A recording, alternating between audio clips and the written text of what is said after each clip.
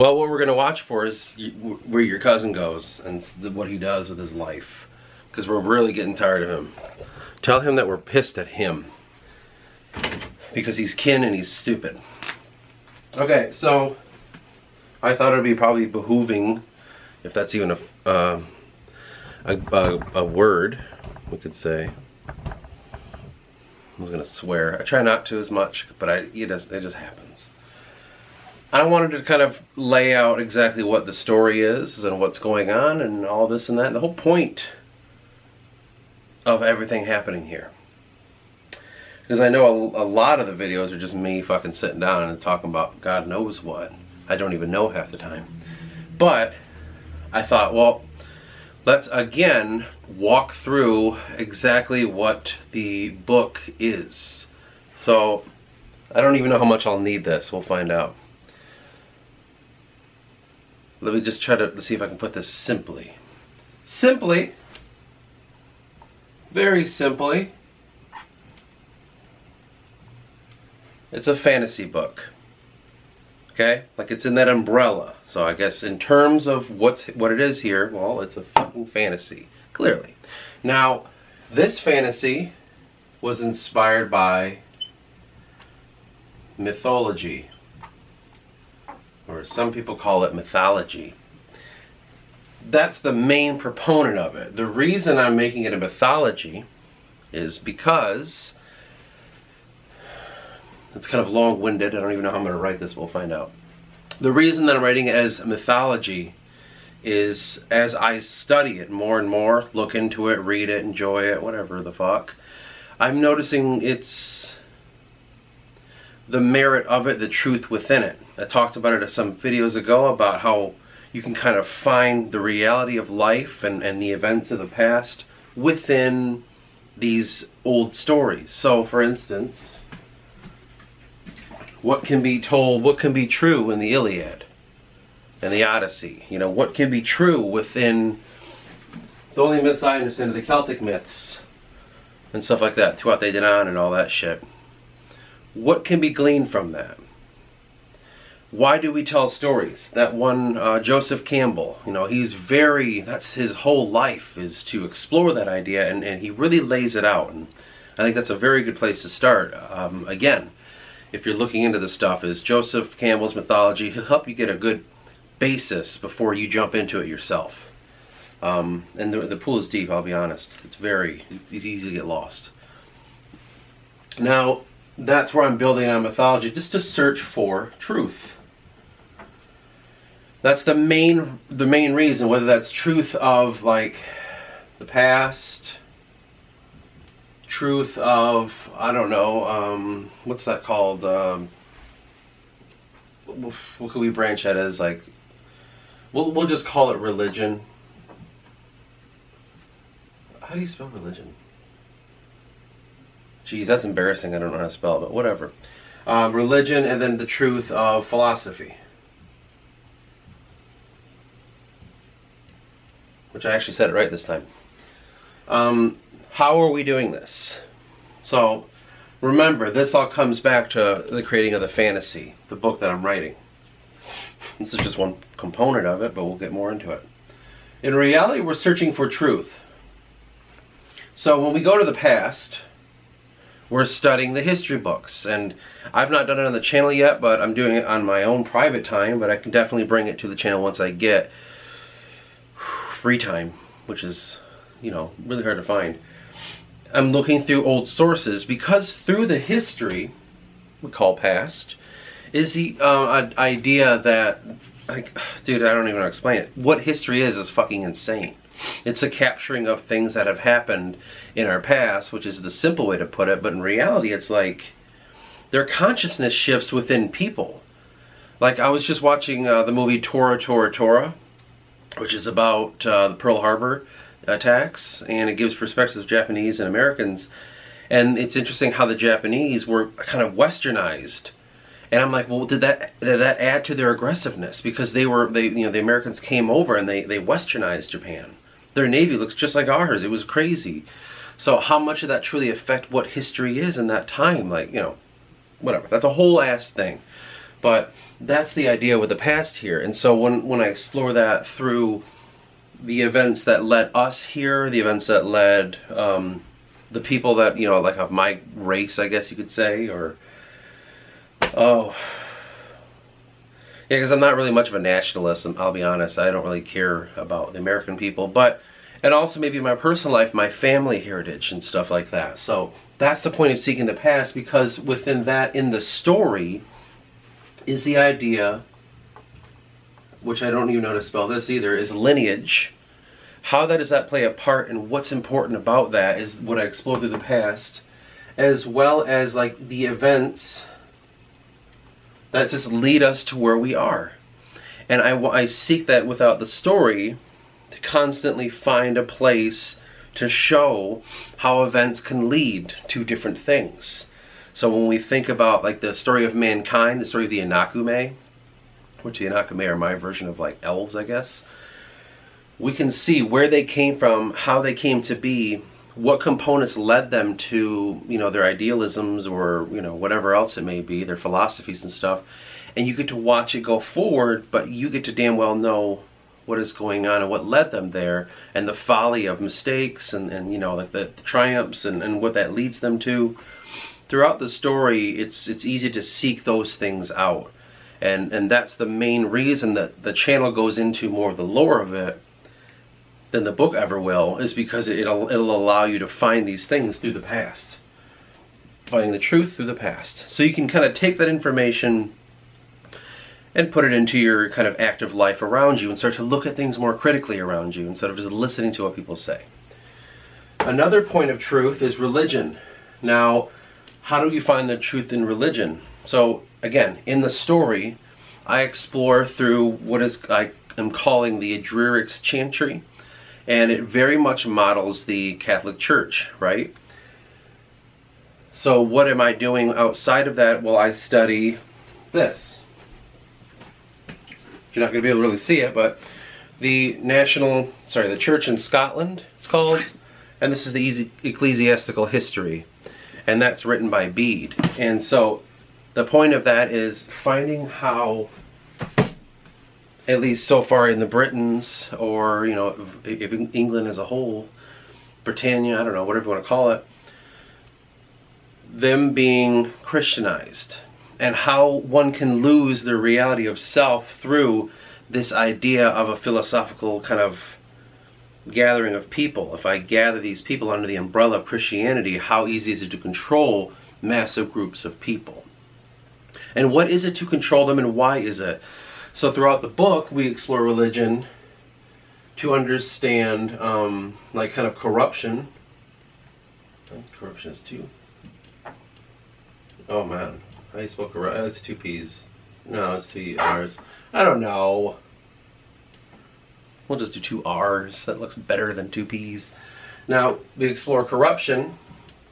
And we also explore, when it comes to this religion quality, through inside the book, it is my kind of, how do I word this, my goal to basically explore the idea of faith. And the idea of faith, and what is it really? And how can it be manipulated? How can you be told to have a faith in something that is true within yourself, but in reality, it comes from some other place, and you're being manipulated? You know, the truth within self can easily be deterred from other people. It's amazing how everyone else tells you what the truth is, isn't it? So, that's another facet of it. The main one, I guess you could say, is philosophy.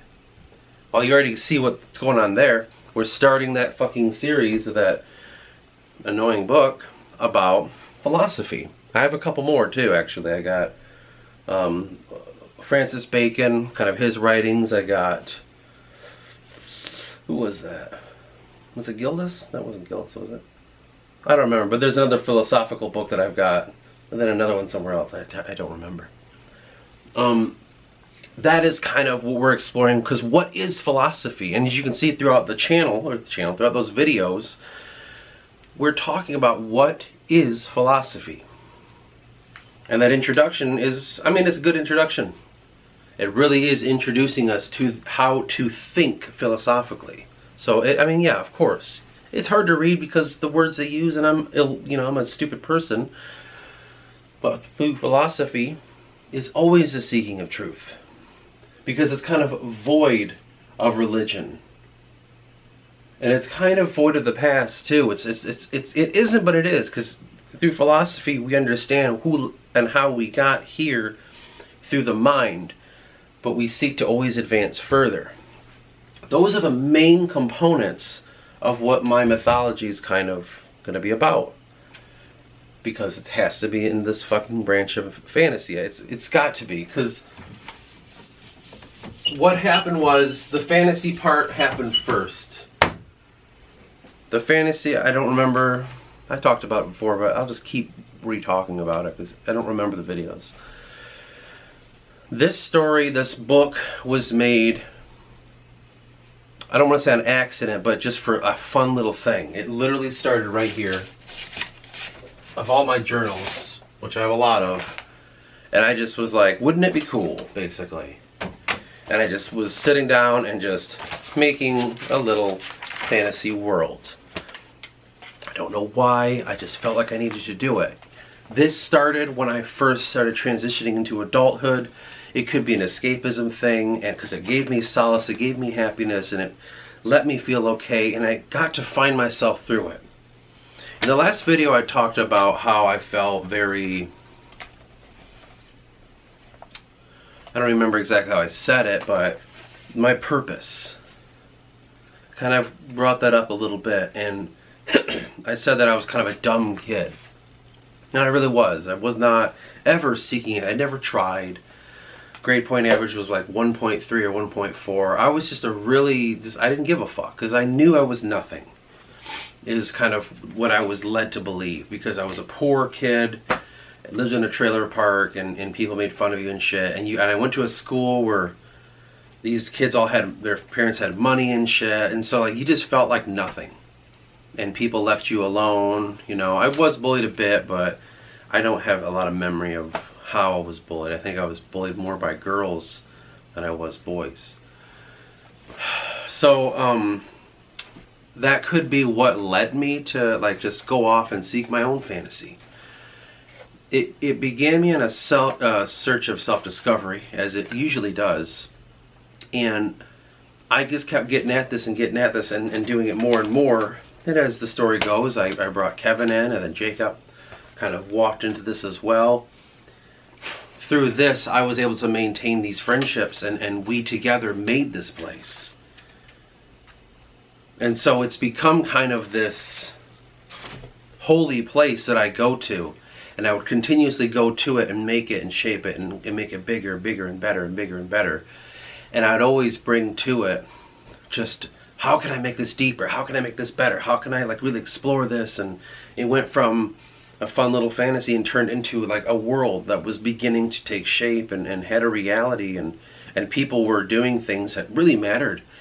And there was, it's getting to the point now, like yesterday me and Jacob were talking about exploring more of these skewer people that live throughout the continent, these kind of Phoenician-y types. And that's outside of the book. And so like, it's growing so much. And maybe I could show more of the overall world map, and I'll talk about like just how much the world's growing and how much it needs to grow. So this is the area that you will understand, and that's in the book. This area here, including the south down here, it's called Atria. This is Voss, this is Supernia, and this giant one is Ansar. This is where the book takes place, mostly. It mostly takes place in this area. The world is all this here. So let's go, what, to 19% or something? 10. This is the known world. Now, it's not finished. I am working on it all the time. I showed you a video of me working on it, actually. Now, but this is it. This is the actually entire known world. I don't know how bigger it is. I couldn't tell you. Now, the Skira people live on these fucking smashed islands out here. All this island chain off the coast of the White Ansar, as this is called. White Sarsia? I don't remember exactly what he called it. Now, unfinished world. But this is how much it's gotten to this point. I always kind of knew that the world existed outside of where the book is written. So on Atria here, I knew it. I'm like, God, this is only just a small portion of the world. There's got to be way more out there. Well, essentially, this is what we know of so far. It's a fucking quite a bit. It's a whole fucking shit ton, and it's so massive. I don't even know how the hell I'm gonna do this. I'll be honest. I don't know how I'm gonna do this. I'm having enough time coming up with cultures just here alone, but oh my God, just everywhere else. What? But it needed to go to this point for whatever reason. I cannot say. I don't know why. I don't know what the point of all this shit is. You know, like you come way over here and you're like, what the fuck's going on over here? Who lives here? What people dwell in this fucking area? These are unfinished mountains. These are somewhat finished mountains. They need more detail. But yeah, like I don't know who lives in all these areas here. It's got to that point, and that's what I'm trying to say is like, this is how much the world continues to grow for whatever fucking reason. And, you know, I feels out of my control in that sense.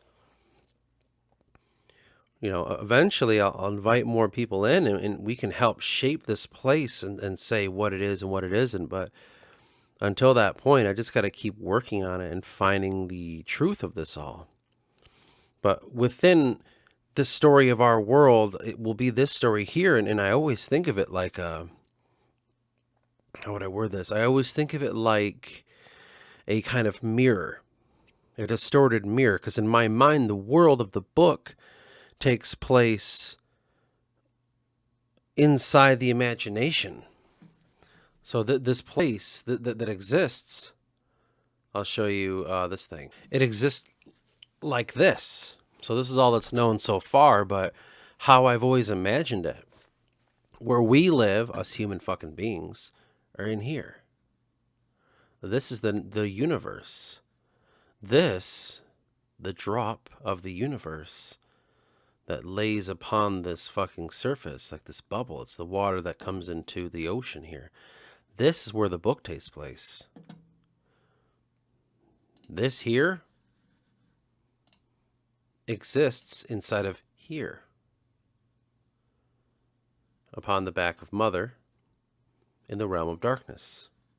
So it reflects our own world in many ways, but it's not necessarily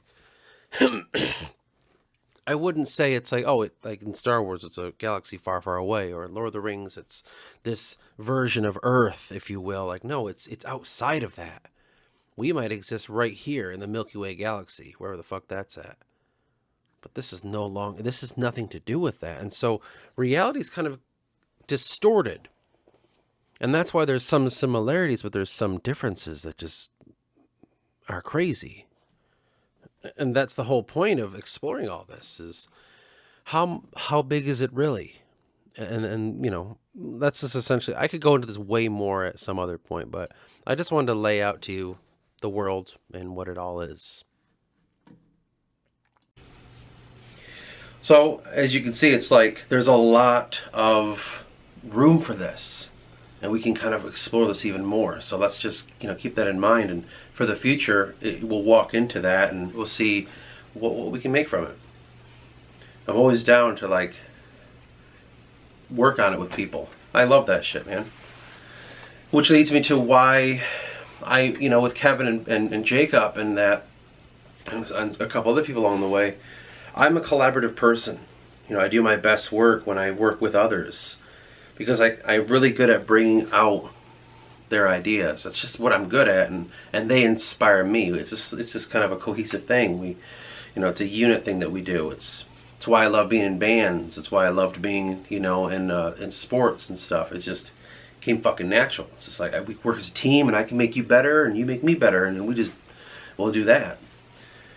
So it began like that. It's just this fun fantasy thing. It turned into a job, but then now, as time kind of progresses, it's more of like why are we telling this story? You know, like we have this great fantasy world, we have all these people, we have this lore, we have this history, we have all of this great stuff, but like what are we saying? And so for so long, we would really look into what is it that we're talking about? You know, the formation of mankind, what exactly does that mean? How did that happen? What are we saying when we talk about how mankind was formed? What are we saying when we talk about what the Anakume are? What the Titans are? What the Aeon are?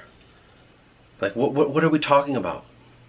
What are we drawing from? And so that's been my purpose too, is with all that stuff, like I'm looking for truth, I gotta find it there.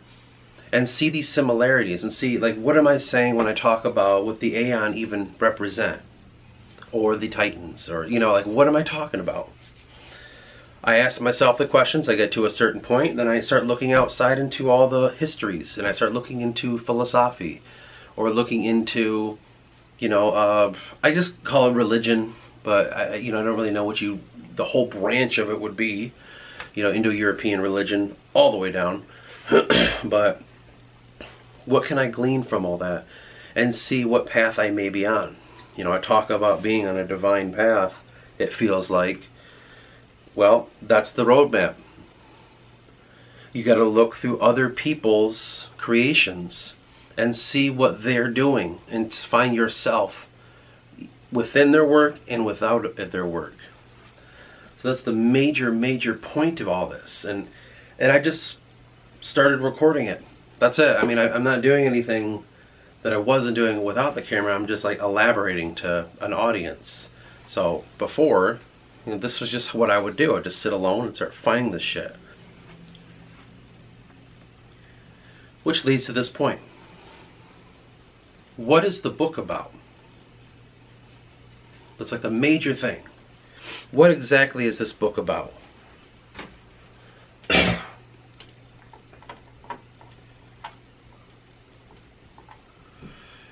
It's about a boy. Like, I'd call him a boy. I think he's like 17. His name is Eris. Eris Nawak Eatak. Young man. And it's very much a hero's journey. The hero's journey throughout this book is about this kid finding out who he is, what he is, why he is, and where he is. All those components will lead us to the main story. The best way I've always described it is, this is Eris. He has people that he meets along the way that are part of his kind of group. Then we have the outside world. The things that I'm working on with Kevin and Jacob. That would be characters like Alastra, Bathia, who are the main people, and all their people. I'm not giving a lot away because I just don't know what's ruining, so I'm trying to keep it vague. That's what it's about. But each book will have a sort of theme. So the story of Eris in the first book is branched around the idea of having everything taken from you and everything destroyed. That's what it is. Being led by someone you don't know. That's it. Book one. What does that mean? What does it mean? Because my thinking was, in book one, it's got to be like an experience of what it feels like to just go into adulthood. And you're leaving everything behind, everything you knew, and everything's a mystery, and you feel like you're just at the will of everybody else. Because in that time of growth, of becoming an adult, you have to find yourself. in a swirling, chaotic mess that is the world around you. And everyone's telling you what to do, and everyone's saying this, and everyone's saying that, and don't try to chase this dream, or fucking, you need to do this with your money, or fucking, this is the kind of work you need to do. You need to do, like, everyone's telling you how to do something, for good and for bad. But to you, it's confusing because you don't know what you really want. You don't know what your voice is. You don't understand what it is that you're seeking. Because no one ever told you how to find what you're seeking. You came out of school and that was already a fucking bullshit enough, and now you're walking into this and it's like, okay, that's the next step, dude. You need to get a license. You know, you need to do this, you need to do that, you need to do this. Like, all of a sudden it's just like, why do I have to do all these things? Just because these other fucking people are doing it? This doesn't make any goddamn sense. This is ridiculous. Fuck these people. And then you could go rebellious and be that rebel. And then you could get into the lifestyle of, like, you know, the drugs and the alcohol and all this and that, because you don't want to feel, it's a whole fucking thing that can lead to. Or you could be the cookie cutter. You could be the good little boy, girl, and do what they tell you to do and get those jobs and make that money and get these loans and do all this stuff, get those credit cards and all that. And you could buy that house and make payments and have that awesome car, and it's so cool, isn't it? You got to pick what color your car is, like all that fucking stupid shit. And you could follow that and live that life. But then all of a sudden you're 45 years old and your fucking spouse dies randomly out of nowhere. And you realize you don't know who the fuck you are. Or you retire and you realize your whole life was a fucking lie. And all you did was make someone else richer.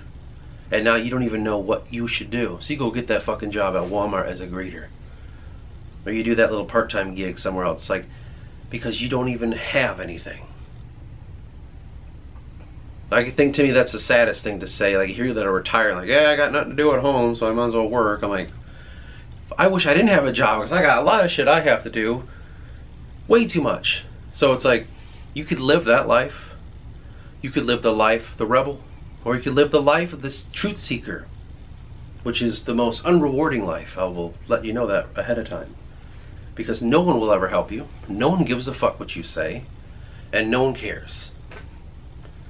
That's the reality of it. It's not in a bad way. No one's maliciously not caring. They're just numb in their own way. They got their own shit they're worried about.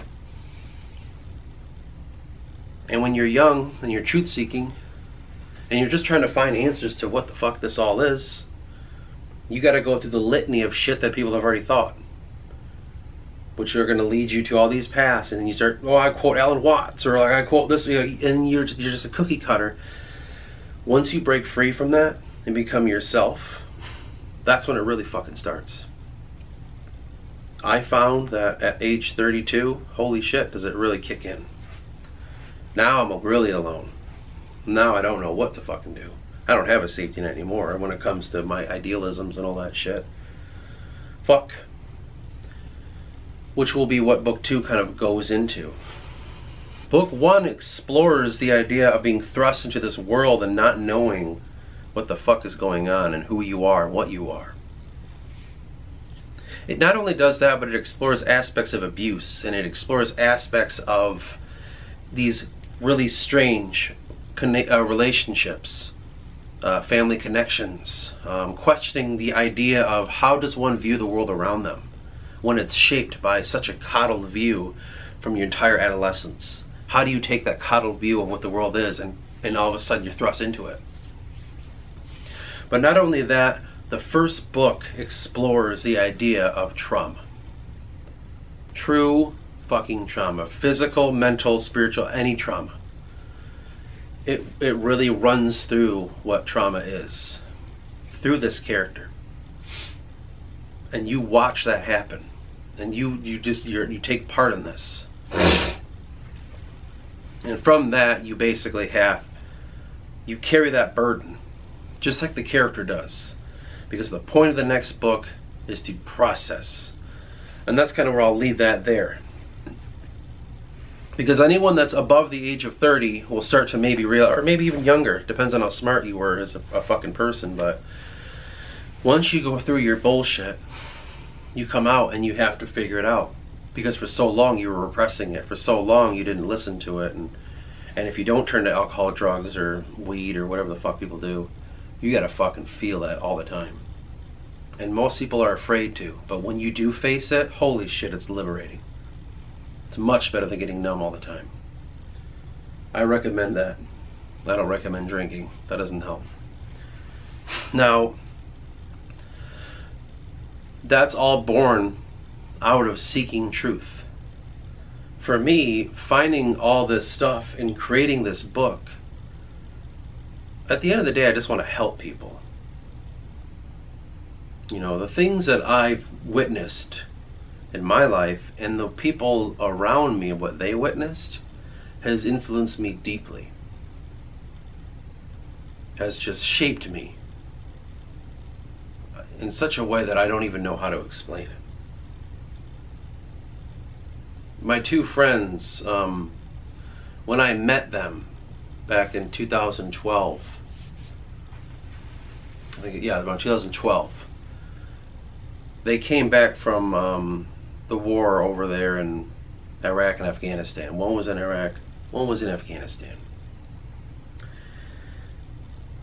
And in a passenger seat, I've been along for the ride of their transition back into normality. I guess if you want to call it that.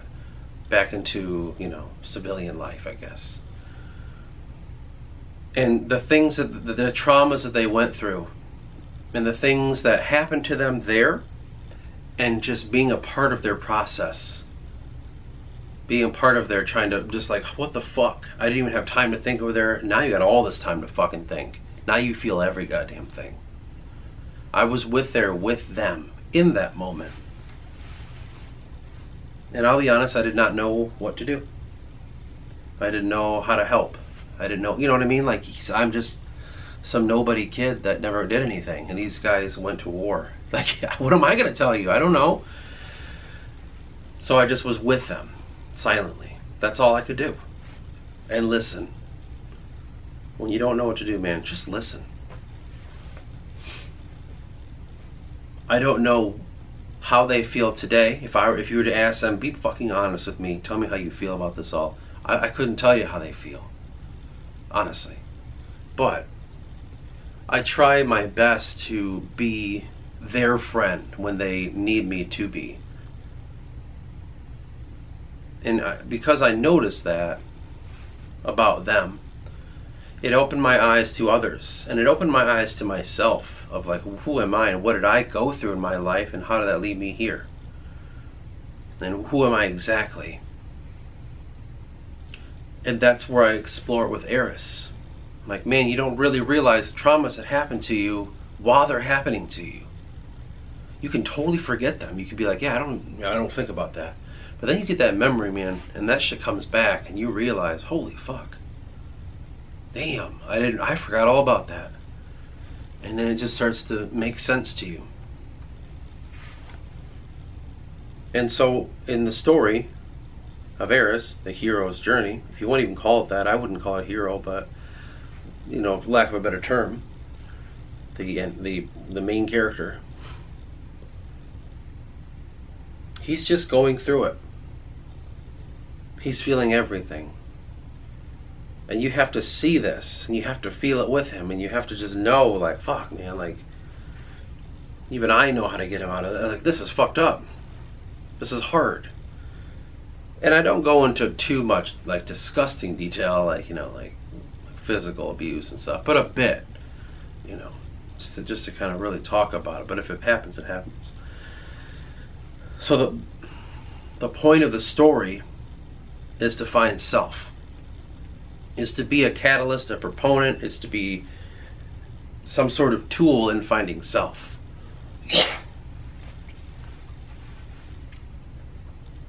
You know, it started as a place for an escape, but it turned into like a fucking prison. And that's how it felt for me. And this whole journey of writing this story, it has been a lot. Like, it's been a hell of a lot. I've sunk through into depths that I have never treaded before, just because of the story. I've had to ask myself questions that I don't even want to fucking think about. you know, and I do it that way, and also vicariously through these characters and stuff. The world is a dark place, man. This planet, that place, that world, it's a dark fucking place. It looks so great, but it's horrible. Just like this world. Man, is it beautiful. Is it so gorgeous of a place to go out and just walk around. Beautiful trees, mountains, valleys, I don't know, fucking seas, all this like deserts and all that, like very beautiful place, but so horrible, so very horrible. When you really start to just live the life of man, it's fucking horrible. And that's the point of it, though, because you know, the Celts would always talk about the other world, where it was this great, beautiful place that when you enter the other world, and it's serene and magical and beautiful, but the longer you would stay in it, the more sinister it got, the more wicked, and the more you could see what's really going on. When they said that, they weren't just making that up, you know? That's how the world is. Go for a walk out in the forest, and it's so beautiful. The longer you stay, the worse it gets, though. It starts to get dangerous. All of a sudden, it's like, well, I need to survive out here. I don't have food. How am I going to stay warm? Like, that's the natural fucking badness that could happen. You could die out there if you don't fucking know what you're doing. That's how hard this world is. You could fucking die just by being in a place long enough and not being prepared. Take away the nature side of it. What about mankind? Mankind's our biggest threat. Ourselves. You know? I know that there is an obsession with watching war movies, and I know that people love military history and stuff like that, but it's so fucking stupid. People get together and decide who and who shouldn't die because they're right. Like, that's fucking stupid. How ignorant is that? And that's why in the book, the prelude to the trade wars, which will lead into the trade wars, same mentality. Stupid fucking ideas. Like, well, we should like have this trade route, and if we don't have that, and then blah blah blah, and we're gonna go to war with these people because we don't agree with what they said. And at the end of the day, it's just like, for what? Land, money, made up shit. I'm gonna own that part of the land. That's gonna be in my domain, and like, just the folly of it. And through the book, that's what I want to explore. When it comes to Vathia and Elastra and Kevin and Jacob's characters, that's what their job is. They're going to explore the realities of humanity and how futile it really is. And the control of mankind and what that even fucking means. And so there's that side. But the main component is going through a personal journey of self-discovery. I mean, I'm going to have Eris go through things where everybody that has their own little fucking idea of what the world should be and who should and shouldn't die, he's going to confront these people.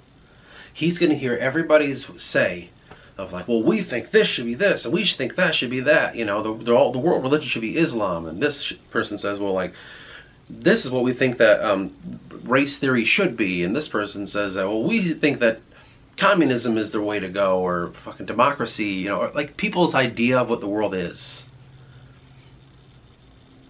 We think electric cars should be this, like, I don't know, it doesn't matter, but if someone that has an opinion of what they think needs to be in the world, I just take Eris and set him in front of that person. And he's going to be convinced, and he's going to be hearing their arguments throughout the entire series. And by the end, you alongside him have to decide, what the fuck is right?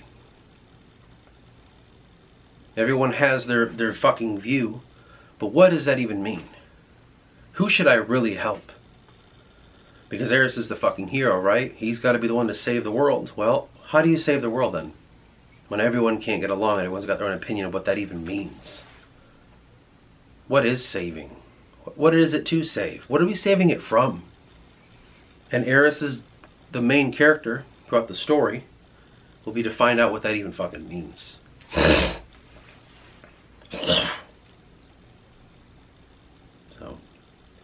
that, in a nutshell, in a very unspoiler way,